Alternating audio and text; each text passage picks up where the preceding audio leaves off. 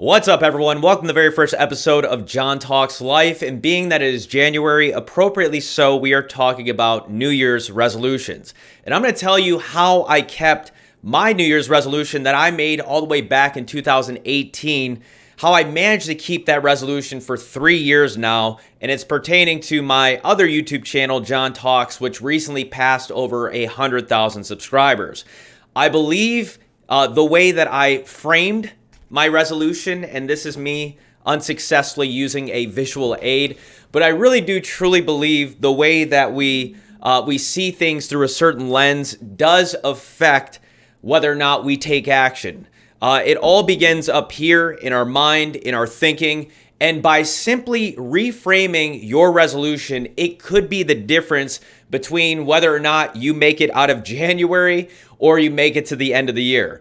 So I really believe that this can help you out. If you're unfamiliar with the statistics, 80% of people don't make it out of January. 92% of people don't make it to the end of the year. So I want to help you become part of that elusive and exclusive 8%. And I believe that this little tweak, this little trick here can help you with that. So let's talk about 3 major problems that I find with New Year's resolutions. Number one, a lot of times they're just vague. I looked on the internet because, of course, the internet is always true, but I found resolutions like this: exercise more, lose weight, get organized, travel more, live life to the fullest. And the problem with resolutions like this is, what exactly is the goal? We're not necessarily quantifying how much do we want to exercise. We're not quantifying how much weight we want to lose.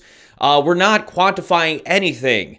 And so, of course, definitely putting some specifics on our resolution, I believe, is absolutely vital, because we need a pot of gold to go after, or we need a reward to go after.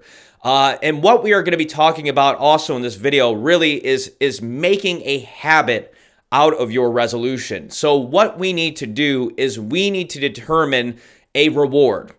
And so when it comes to vague resolutions, I guarantee that you won't keep them because, again, what are we even going after in the first place? Number 2 problem with New Year's resolutions is, well, first of all, we're thinking in terms of a whole year, okay? And this is a big, big problem because our little finite human minds, we can't comprehend a whole year, all right? We probably already think about and worry about the future as it is.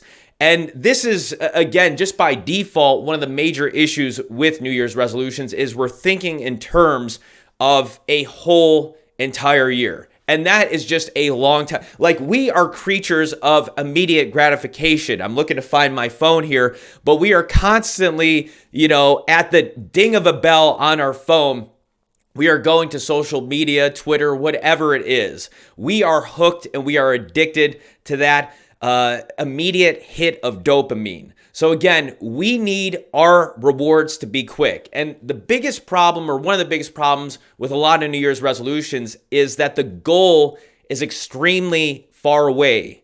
These are a long-term resolution, like some point we want to get to by the end of the year. And the problem is that in this case, that pot of gold is just way too far away. And we just faint.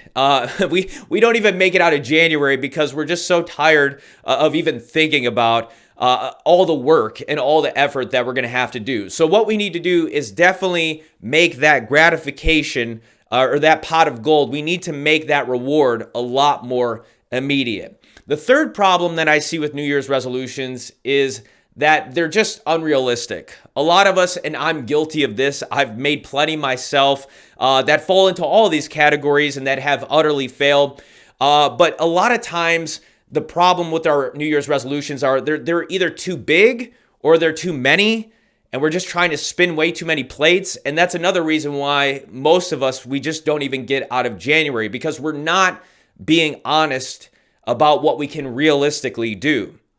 So we'll talk about the solution to this problem. So I'm going to tell you really what is going to work. And if you combat all 3 of these issues here, you will come up and you will be able to formulate a simple New Year's resolution that actually works. And how we're going to do that, how we're going to take care of the first problem of being too vague, is we are going to quantify what we're going to be doing and how often we are going to be doing it. So I'm going to tell you my New Year's resolution for 2018 that I made back then and that I've been able to keep. My resolution was this simple. I will make one YouTube video every day. That was it. But I believe that the framing of that resolution, the way I had framed it, made it simple enough for me to understand. I knew exactly how many YouTube videos I had to be making, and I knew how often I would be making them every day. So one video every day. If you think about it like this. If I had made a generic resolution, let's say I want to be big on YouTube. Again, I have not quantified it, what I'm doing. I have not said how often I'm doing it. Let's say that I want to, I want to make more videos. What's the end? Where's the reward? What exactly am I doing? And so there are two types of reward. One that is something that comes when you finish a task, when you get a nice dopamine hit, when you start something, and of course, really when you finish it. And you can kind of check it off your checklist, whether that's a physical checklist or a mental checklist. And it feels good to finish. And that is vital. That is absolutely vital in terms of you having a positive reaction and really kicking off that habit loop that you need to do. Because what will happen is by that nice dopamine hit of reward, it will cause you to want to do that very same thing again. And combating the second problem in terms of a habit that is just way too far away, in terms of a long-term goal. Think about if I had framed my resolution like this. I want to make 365 YouTube videos this year. Well, the goal, and I mean, that just seems like an absolutely ridiculous, to frame it that way would be stupid, right? But let's say that the goal was that far away. I have not succeeded until I have made 365 YouTube videos. Do you think I would have had the mental bandwidth to even comprehend continuing on until I finally get to 365? No. So what obviously I did here was I made the reward a lot more immediate. The reward was today. I make my YouTube video and then I get a nice hit of dopamine when I finally publish it. It's uploaded and it's like I have succeeded for today. And of course, this makes me want to continue.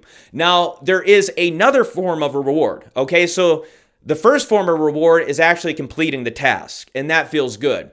The other form of reward comes when you see results from doing it. And of course, that just reinforces our habit loop. So obviously, at the beginning, when starting a habit, we need some instant gratification. We need some encouragement to keep doing it. And usually that is just being able to check it off of our list and saying, you know what, I did it today and it feels good.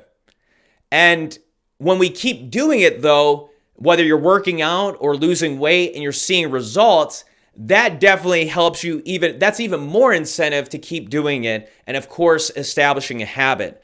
And so again, rather than, putting your goal at the end of the year or so far away, you need to make it immediate. So if you can do that, if you can make it daily, if you can frame your New Year's resolution in a similar way that I did, like I want to exercise for a half hour every day.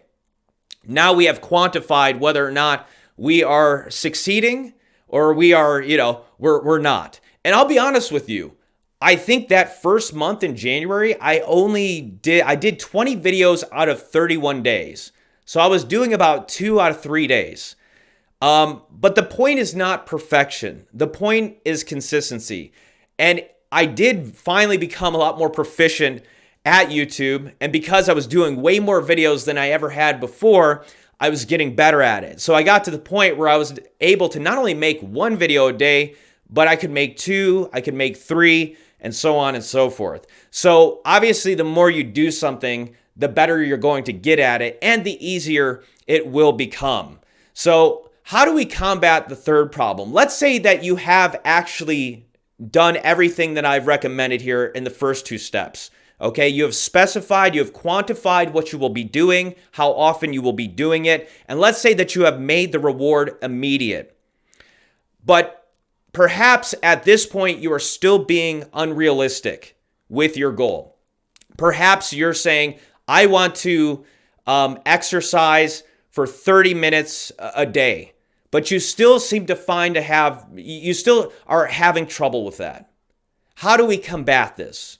Well, what we need to do at this point is we need to make it smaller. All right. I would say lower the bar. And this goes against all of our human reasoning out there and everything. But I'm going to tell you what you need to do is you need to make it easier. For instance, if my goal of making one video a day wound up being just way too difficult for me to do and something that I just could not handle, then what I could do is say I'm going to make one video every 2 days and see if I could handle that. Perhaps I would do the recording one day and then I would do the editing the next day and upload it. That's another option you can do. And so really what we want to get down is consistency. And if you are finding that the parameters and the goal that you are setting is just way too difficult, or you're just not doing it, or it just seems like it's too much, like even just mentally, lower the bar. Even if you're saying, I'm going to work out for 10 minutes today. Again, making it daily. What's probably going to happen is, because most of us can do 5 or 10 minutes, once you start getting in the routine of it and you start doing it, it's kind of like, eating one chip. You just can't eat one chip. Eventually you're going to eat more. Well, it's the same habit, but it's a different arena.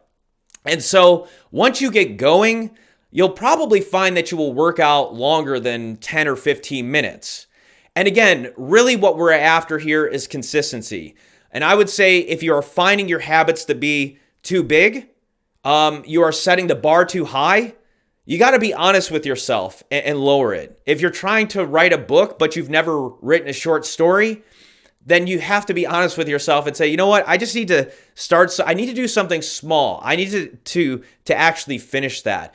And even if you are doing something, 10 minutes a day, but you are doing it consistently, that is going to be better than you setting your expectations, making them high and lofty, but getting so discouraged because you feel like a failure because you're not hitting the mark, and then you just quit because then you're not doing anything at all. And so even if you're doing a little bit day by day, those, it will accumulate.